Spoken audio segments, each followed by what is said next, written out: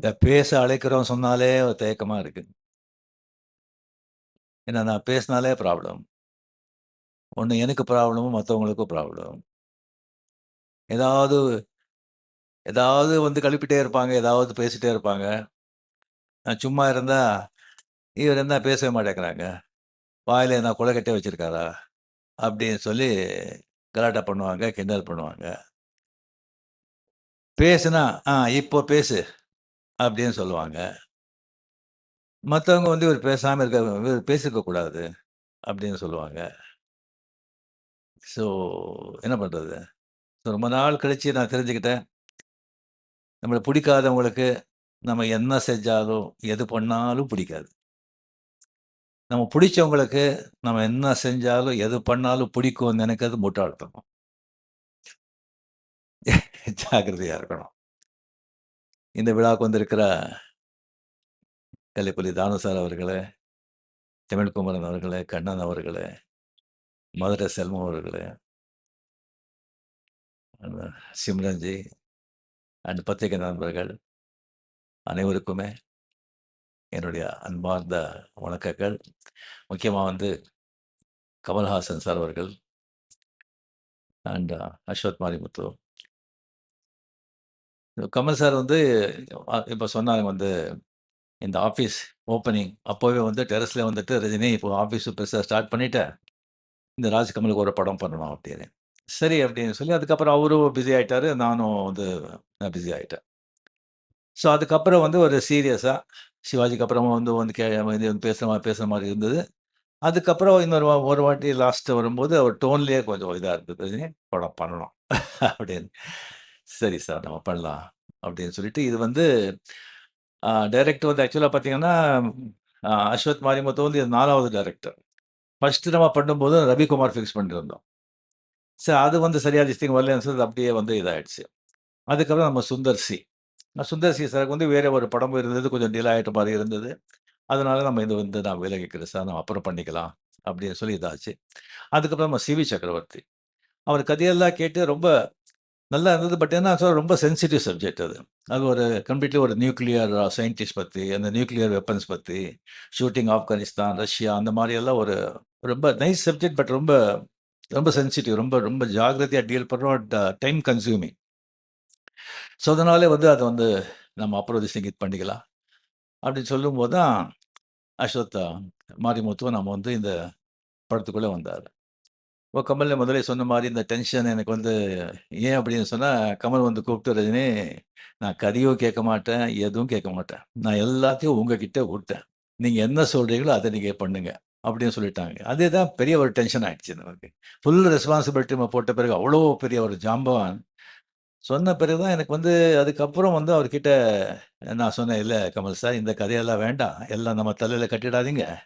நீங்க கதைய கேட்டு நீங்க ஓகேன்னு சொன்ன பிறகு தான் நான் வந்து ஃபோர்ஸ் பண்ணி அந்த கதைய கேட்டார்.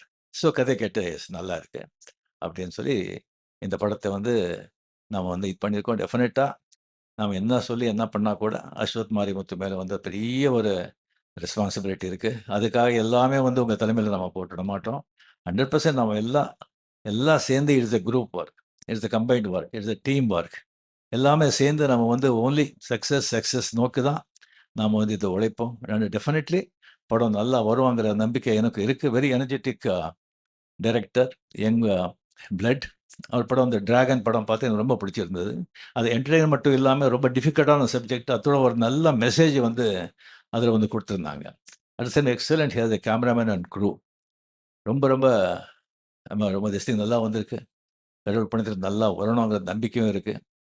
அண்ட் கமல்ல என்னுடைய வந்து ஃப்ரெண்ட்ஷிப் பத்தி ஆல்ரெடி நம்ம எவ்வளோ சொன்னா கூட அது வந்து கம்மி தான். அவர் வந்து எனக்கு வந்து அவர் செஞ்சிருக்கிற எனக்கு வந்து உதவியா, இல்ல என்கரேஜ்மென்ட்டா, இல்ல கோஆப்பரேஷனா என்ன சொல்றதுன்னு சொல்லி அதுக்கு வந்து நெறைய பேருக்கு தெரியாது. 75, 76, 77லலாம் அவர் வந்து மிகப்பெரிய ஸ்டார். அப்பதான் நான் புதுசா வந்ததெல்லாம். இளமை ஊஞ்சலாகிறது நெறைய பேர் பார்த்திருப்பீங்க. அதில வந்து எவ்வளோ பெரிய பேரு, புகழ் எனக்கு வந்து கொண்டு வந்து குடுத்த படம் அது. அதில முதல்ல நான் பண்றதா இல்ல. அந்த கேரக்டர் வந்து ஜெய் கணேஷ் பண்றதா இருந்தது. நான் அது கன்னடா, தெலுங்கு, தமிழ்ல தான் பண்ணிட்டு இருந்தேன். அவர் டேட் கேட்கும்போது டேட் கிடையாது. அப்புறம் கமல் வந்து ஃபோன் பண்ணி இன்சிஸ்ட் பண்ணி, "இல்ல சார் இளமை ஊஞ்சல் ஆகிறதுன்னு போடுறீங்க. நீங்க ரஜினிய போடுங்க. ஸ்ரீதர் சார் கிட்ட சொல்லி, அதுக்கப்புறம் அவரே எனக்கு ஃபோன் பண்ணி, "ரஜினி நான் கூட டேட்டெல்லாம் அட்ஜஸ்ட் பண்ணி தான் பண்றேன். நீங்க பண்ணுங்க வாங்க நல்லா இருக்கும்." அப்படின்னு சொல்லி அவரால தான் அந்த இளமை ஊஞ்சல் அழைக்கிறது படமே நான் பண்ணது. அதுல ஒரு சீக்வென்ஸ் வருது. அது படம் பார்த்தவங்களுக்கு தெரியும். கமல் வருவாங்க. நான் இந்த பக்கம் நின்னுட்டு, அவர் பேர் கூப்பிடுறேன். கமல் இந்த பக்கம் பார்க்குறாரு. "இங்க, இங்க" அப்படிங்கிறேன். இன்னும் ஒரு வருடத்துக்கு முன்னாலே வந்து நான் டைரக்டர் சார் ஸ்ரீதர் சார் கிட்ட பேசும்போது, நான் இப்படி பண்றேன்னு சொல்லும்போது, "சரி நல்லா இருக்கு. பட் கமல் ஒண்ணும் தப்பா நினைக்க மாட்டாரா?" அப்படின்னு கேட்டாரு. "இல்ல சார், டெஃபினட்டா நினைக்க மாட்டாருன்னேன்." "சரி பார்க்கலாம்." சரி வந்தாங்க. கமல் இப்படி வந்து நான் வந்து சொல்லிட்டு, "இங்க, இங்க கமல், ரஜினி சூப்பர்." அப்படின்னு சொன்னாரு. So Suriya sir we appreciated so much. எவ்வளோ அண்டர்ஸ்டாண்டிங் இருக்கு. சோ நைஸ் அப்படின்னு. ஸோ ஈவன் அந்த ஆடுபுலி ஆட்டம். அந்த படம் பார்த்தவங்களுக்கு தெரியும். வந்து ஒரு மோட்டார் பைக்ல வந்து ஷேவ் பண்ணிட்டு இருப்போம். ஷேவ் பண்ணிட்டு இருக்கும்போது வந்து இன்ஸ்பெக்டர் வந்து இன்ஸ்பெக்டர் வந்துருவான். போலீஸ் வந்துரும். அப்படியே ஓடி போகும்போது, அ அதுக்கப்புறம் வந்து பைக்ல போகும்போது அவர் ஷேவ் பண்ணிட்டு தானே இருந்தேன். சரி ஷூட் பண்ணும்போது, சார் வந்து ஷேவ் பண்ணிட்டு நான் ஓட்டுறேன் அப்படின்னு சொல்லும்போது, எஸ்பி முத்துராமன் ஷேவ் பண்ணிட்டு ஓட்டுறதா? யோவ்! என்னய்யா இது? அதெல்லாம் வேண்டாம். அப்போ கமல் பக்கத்திலே இருந்தாரு. சார் நல்லா இருக்கும் சார் அது. இதெல்லாம் புதுசு. அவரு புதுசு பண்ணா நல்லா இருக்கும். இந்த மாரி நான் சொல்லிட்டே போலாம். சொல்லிட்டே போலாம். அந்த மாரி ஒரு கமல் செஞ்ச அந்த உதவிக்கெல்லாம், என்கரேஜ்மென்ட்டுக்கெல்லாம் வந்து அவருக்கு வந்து அது வந்து சொல்லிட்டே போலாம் அது வந்து டெஃபினெட்லி. ஸோ இந்த படம் நாம வந்து பண்றது வந்து ராஜ்கமல்ல எனக்கு அவ்வளோ சந்தோஷமா இருக்கு. அவ்வளோ ரெஸ்பான்சிபிலிட்டியா இருக்கு எனக்கு. அண்ட் இப்பவும் சொல்றேன், கமல் சார் அப்படியே விட்டுடாதீங்க. படத்துல நீங்க பார்த்து அப்பப்போ வந்து உங்களுடைய நீ நீ நீங்களும் இன்வால்வ்மென்ட் திஸ் திங் இருக்கணும். அண்ட் இந்த படம் டெஃபினெட்லி நல்லா வரும் அப்படிங்கிற நம்பிக்கை இருக்கு. நல்லா வரணும். அண்ட் உங்களுடைய பிளெஸ்ஸிங்னால நாளைக்கு வந்து படம் ஷூட்டிங் ஸ்டார்ட் ஆகுது. அண்ட் சிம்ரன்ஜி கூட ஆஃப்டர் பேட்ட நம்மளுடைய பேர் வந்து ரொம்ப ரொம்ப ஜனங்க லைக் பண்ணாங்க. அது ரொம்ப கம்மியா இருக்கு அப்படின்னு நெனச்சாங்க.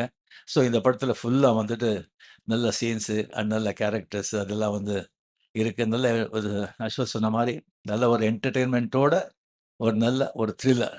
இந்த படம் with Anees music and last but not least Mahendran. அவர பத்தி வந்து என்ன சொன்னாலும், எவ்வளோ சொன்னாலும் அது கம்மி தான் ஆகும்.